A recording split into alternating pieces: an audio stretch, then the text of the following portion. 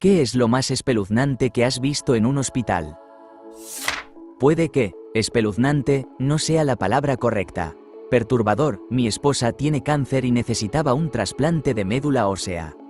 Eso significa que teníamos que estar en la unidad de oncología casi todos los días durante unos meses después de que la dieran de alta. La infusión a veces duraba horas, así que frecuentemente llevaba mi laptop y trabajaba en algunos rincones apartados del área de oncología. Recuerdo un día haber escuchado a una señora aullando de agonía mientras su ser querido la consolaba. Entendí que había recibido malas noticias y no le quedaba mucho tiempo de vida. Estaba intentando negociar y suplicar por más tiempo. Su ser querido intentaba frenéticamente hacer arreglos para mudarse a un lugar tranquilo mientras ella hacía la transición de la vida. Mi esposa también estaba en su punto más bajo en ese momento y coqueteando con la muerte, así que escuchar eso realmente me afectó. Bebí en exceso esa noche. No creo haber compartido esa experiencia con mi esposa. No quería causarle más dolor. Pero aún escucho los aullidos de esa mujer. Era una vez, trabajé como asistente de laboratorio en un hospital rural. Estaba trabajando el turno de noche y tenía que conseguir algunos suministros que estaban almacenados en un piso sin usar de la instalación. Anteriormente, había sido una unidad de hospicio. Eran las 3 de la madrugada, estaba sola. Entré en la unidad y estaba oscuro. Estaba bastante vacía. La decoración era de un viejo estilo de los años 90 en rosa y azul. Había sillas y computadoras dejadas atrás. La antigua habitación donde guardábamos suministros estaba al final de un largo pasillo lleno de habitaciones de pacientes. Las puertas de estas habitaciones estaban todas abiertas. Me gusta lo escalofriante, así que estaba lista para el ambiente. Caminé hasta el final del pasillo hacia la sala de almacenamiento y esa vibra cambió rápidamente de genial a inquietante. Había ruidos extraños, como un arrastre, que venían de algunas de las habitaciones. Un viejo soporte de IV en una de las habitaciones se inclinó un poco mientras pasaba. Aceleré mi paso y tomé los estantes de tubos que necesitaba. Luego, al girar para regresar hacia el elevador, oí otro ruido de arrastre, pero detrás de mí. Empecé a correr y, para entonces, podía escuchar las puertas cerrándose detrás de mí mientras pasaba junto a ellas. Como puertas pesadas golpeando una tras otra a ambos lados de la unidad. Corrí tan rápido como pude y llegué al elevador, me di la vuelta y, cuando las puertas del elevador se cerraron, ese maldito soporte de IV estaba en el pasillo. Estaba aterrorizada, y aunque soy una chica a la que le gusta lo sobrenatural, nunca realmente creí en lo metafísico como algo basado en la realidad antes de esa noche. Para cuando volví al laboratorio, estaba casi en lágrimas. Me senté en un taburete en una de las bancadas del laboratorio y un viejo técnico maltrecho dijo: «Veo que has encontrado al fantasma de la unidad de hospicio». Y se rió entre dientes. ¿Cómo? ¿Qué demonios? En el hospital de veteranos, estaba caminando hacia la sala de recuperación de mi papá y vi a un paciente inmovilizado en una silla acolchada en un pasillo muy concurrido. Estaba gritando y golpeando su cabeza en el reposacabezas una y otra vez. Justo pegado a la pared, las enfermeras se movían a su alrededor como si fuera un mueble habitual. Entiendo por qué estaba atado, pero simplemente me sentí horrible por él. Esa imagen se quedó conmigo y tuve pesadillas esa noche. Un par de semanas después, lo más escalofriante fue escuchar el código azul por los altavoces mientras mi papá estaba en un procedimiento. Luego vi a 3 o 4 doctores correr a la sala de espera y dirigirse directamente hacia atrás. Un par de minutos después, me llamaron antes de tiempo para ver a mi papá. Resulta que la alarma era para él. Él murió en ese hospital. Nunca vayas a un hospital de veteranos. Yo era un técnico veterinario en un hospital de investigación, enseñanza. A veces, mi trabajo consistía en desempeñarme como técnico de cirugía, anestesista para cerdos que se utilizaban para entrenar a los médicos en técnicas de cirugía laparoscópica. Una mañana llegué y empecé a preparar el quirófano, y me di cuenta de que había un gran bote de basura de goma en la sala que no estaba allí normalmente. Me acerqué y abrí la tapa para ver qué había adentro, y estaba lleno de brazos humanos preservados. Cerré la tapa muy rápido. Al parecer, habría un laboratorio más tarde esa tarde sobre reparación de tendones o algo así. Mi vehículo fue impactado por un artefacto explosivo improvisado, IED, en 2007. Fui evacuado en avión a la unidad de cuidados intensivos de FOB Anaconda por unas 3 semanas. Cuando me llevaron a la unidad, era un caos total. Al parecer, había habido un tiroteo enorme y estaban pasando muchas cosas. Estaba estable y consciente, así que de alguna manera pasé a un segundo plano. Me pusieron la camilla al lado de un local iraquí que había sido intubado y que tenía lo que parecía ser un auténtico agujero en el lado izquierdo de su frente. Recuerdo mirarlo y pensar que se había ventilado y había muerto en la camilla. Así son las cosas. Comencé a concentrarme en lo que estaba sucediendo a mi alrededor. Estaba absorbiéndolo todo cuando vi movimiento por el rabillo del ojo. Este tipo muerto a mi lado se sentó y comenzó a sacar su tubo de respiración mientras hacía los sonidos de asfixia más repugnantes que hayas escuchado. Esos sonidos. Como gelatina siendo succionada por una aspiradora mientras está asfixiándose. Estoy oficialmente acojonado. Todo lo que puedo hacer es gritar, hey, hey, hey, para llamar la atención de alguien. Ten en cuenta que este tipo está cubierto de sangre. Ahora está resucitando. Estoy oficialmente en una película de George Romero. Los enfermeros lo inmovilizaron, lo reintubaron y lo sedaron. Pero mi trasero se agarró tan fuerte a la tela de esa camilla que parecía que se iba a romper. No fue lo que vi, sino lo que escuché. Trabajé en la cadena de suministro durante un par de años y estuve en la sala de emergencias en 2 ocasiones diferentes, con aproximadamente 3 meses de diferencia entre cada una, cuando a madres se les dijo que su hijo había muerto. Uno era un bebé, de apenas unos meses, y el otro tenía alrededor de 8 años. Aún puedo escuchar los gritos desgarradores. Sigo sintiendo escalofríos en la espalda cuando lo pienso más de 10 años después. Yo solía estar en el equipo de servicios ambientales de un hospital. Nosotros manteníamos las alfombras y los pisos. Era un poco nuevo en el trabajo cuando me enviaron a limpiar la alfombra en el piso con los pacientes psiquiátricos, no tenía idea en ese momento. A veces las máquinas pueden hacer un poco de ruido, así que los pacientes nos pedían que cerráramos una puerta. Mientras estaba limpiando frente a la puerta de un paciente, él me hizo señas para que me acercara. Era mayor, como de unos 80 años. Me acerqué y noté que estaba restringido.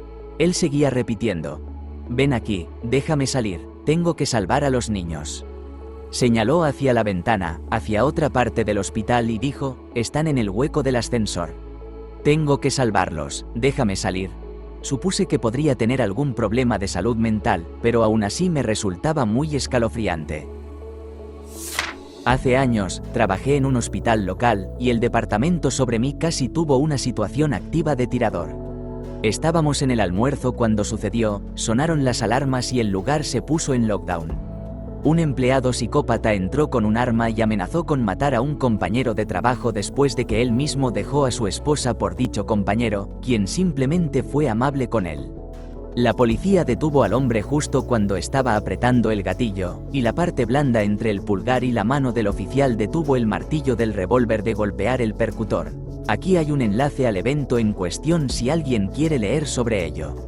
https://americanlaundrynews.com/articles/officer-disarms-gunman-near-hospital-laundry. Es espeluznante, pero de una forma oscura también un poco graciosa.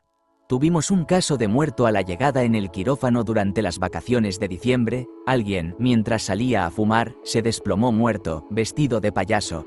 Yo estaba en la sala de emergencias por otro caso y estaba recogiendo mi equipo, de regreso al quirófano, mi lugar de trabajo habitual en ese entonces. La sala de emergencias estaba básicamente en el sótano, con acceso a corredores de servicio y todo, así que también era una ruta hacia la morgue. De todos modos, mientras caminaba hacia allá, vi a un empleado de la morgue empujando una camilla, con el desafortunado payaso sobre ella, cubierto con una sábana y solo sus zapatos sobresaliendo. Lo suficientemente escalofriante en un pasillo vacío por la noche. Pero el maldito empleado de la morgue estaba silbando una famosa y triste canción de payasos mientras se llevaba al tipo. Todavía me persigue y me hace llorar al mismo tiempo. Estaba en la unidad de cuidados intensivos neonatales con mi hijo en medio de la noche, sabía que se estaba muriendo, así que ya estaba en un estado extraño y no había dejado el lado de su incubadora durante días.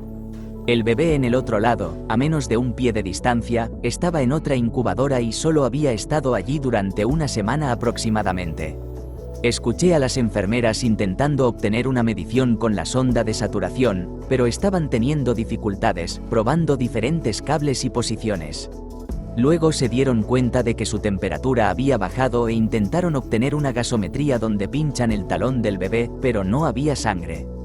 Honestamente, pensé que estaba presenciando el comienzo de algún tipo de apocalipsis zombie. Ten en cuenta que estaba muy estresado y privado de sueño.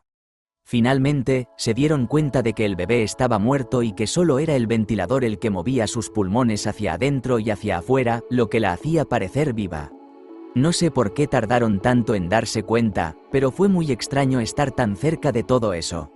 Nunca se lo conté a nadie, pero todavía me atormenta. Cuando era niño, cantaba en un coro que ocasionalmente visitaba un hospital local para pacientes terminales, donde cantábamos himnos de habitación en habitación. Una vez, mientras cantábamos para un hombre muy enfermo que yacía en la cama, estoy casi seguro de que lo vimos fallecer en ese momento, y nuestro maestro rápidamente nos llevó a la siguiente habitación. No me di cuenta hasta unos años después de lo que realmente había presenciado ese día.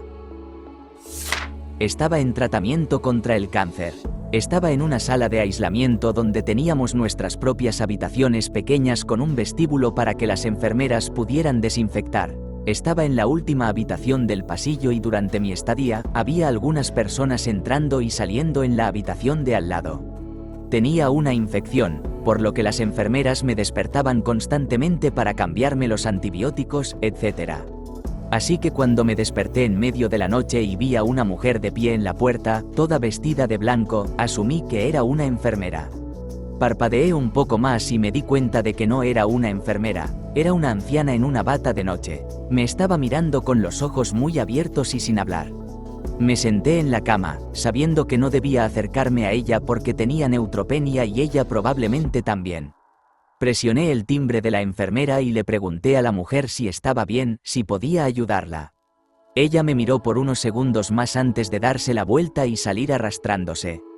La enfermera entró justo cuando la anciana se dirigía a la habitación de al lado. Me hizo una señal de aprobación y ayudó a la mujer mayor. La enfermera volvió a entrar unos minutos después. Me explicó que la anciana estaba confundida y salió por la puerta equivocada en lugar de la que lleva al baño y abrió mi puerta.